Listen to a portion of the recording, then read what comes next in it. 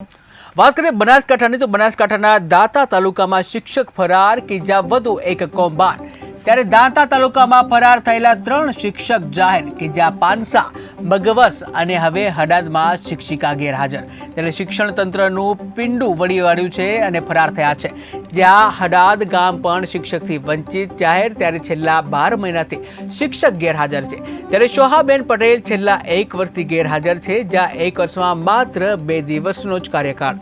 હાલમાં જે દાંતા તાલુકામાં જે પરિસ્થિતિ અનિયમિત શિક્ષકો માટેની થઈ છે એ પૈકી અમારી હડાદ પગાર કેન્દ્ર પ્રાથમિક શાળામાં પટેલ સોહાબેન ભૂપેન્દ્રભાઈ જે 16/6/2023ના રોજ હાજર થયેલા અને 2 દિવસ પછી એટલે કે 18/6/2023ના રોજથી અચોક્કસ મુદતની કપાત પગારની રજા ઉઠવા વિતરી ગયેલ છે અને જેનો રિપોર્ટ ઉપલી કચેરીએ મૂકી દેવામાં આવ્યો છે। હાલ તબક્કે કેટલા સમયથી ગેરહાજર છે અને કયા વિષય લેતા હતા અને શું પરિસ્થિતિ શું થઈ છે એમની ગેરહાજરીથી? એકચ્યુઅલી એ અરસપરસથી આવેલા છે, મહેસાણા જિલ્લામાંથી આવેલા છે અરસપરસના કેસમાં અને એના પછી એ ધોરણ 6 થી 8ના ભાષા શિક્ષક તરીકે કામ કરતા હતા અને એમને હાજર દિવસ 2 દિવસનો હાજર છે અને પછી 18/6/2023ના રોજથી અચોક્કસ મુદત કપાત પગાર રજા પર અને એમની ગેરહાજરી જે પડી રહી છે એમના જગ્યાએ બીજો કોઈ શિક્ષક છે અને શું કાર્યવાહી કરવામાં આવી છે?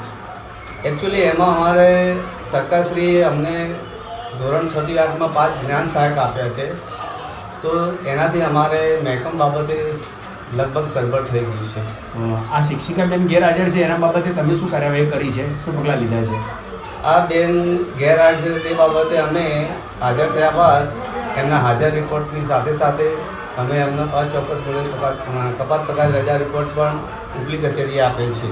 ત્યાંથી કોઈ પ્રત્યુત્તર મળેલો છે એમના સામે કાર્યવાહી કરવા? હા, એના બાદ અમારા તાલુકા પ્રાથમિક શિક્ષણાધિકારી સાહેબ શ્રી હડાદ પગાર કેન્દ્ર પ્રાથમિક શાળાની મુલાકાત લેતા એમને ધ્યાને આવતા એમને 27/2/2023